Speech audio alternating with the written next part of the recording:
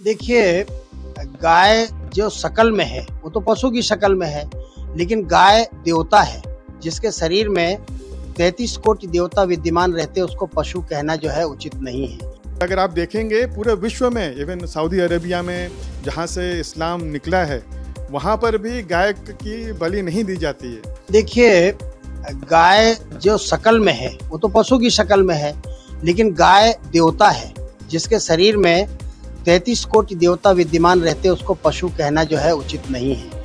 क्योंकि लोगों का देखने का दृष्टिकोण समझने का इतनी गहराई से नहीं है, इसलिए जो सामने दिखती है आकृति उसी के आधार पर उसको पशु कह देते हैं, जबकि गाय को पशु कहना गाय का अनादर है।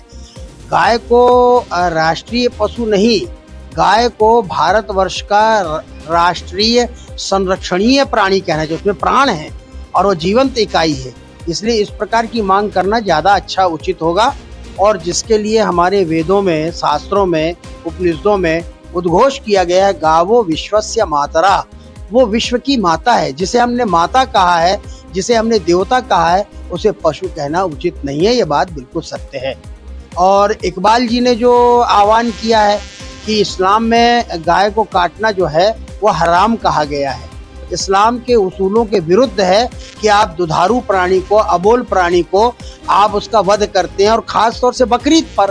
तो उन्होंने अपील जो की है, हम उनकी इस अपील से पूरी तरह से सहमत हैं, क्योंकि इस्लाम में मोहम्मद पैगंबर ने भी ये बात कही है, मोहम्मद साहब ने भी बात कही है कि गाय का कभी भी वध नहीं होना चाहिए, गाय की हत्या नहीं होनी चाहिए।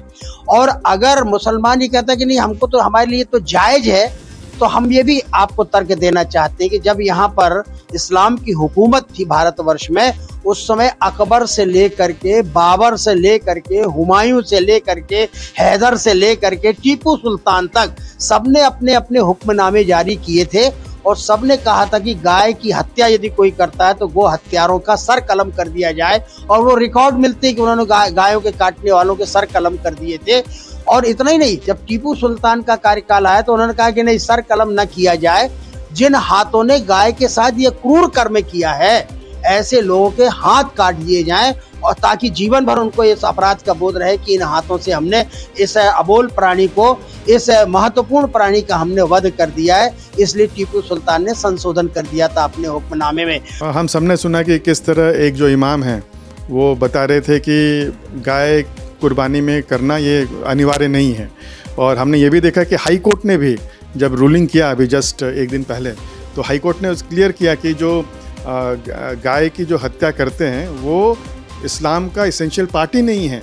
और अगर आप देखेंगे पूरे विश्व में, इवन सऊदी अरेबिया में जहाँ से इस्लाम निकला है, वहाँ पर भी गाय की बलि नहीं दी जाती है।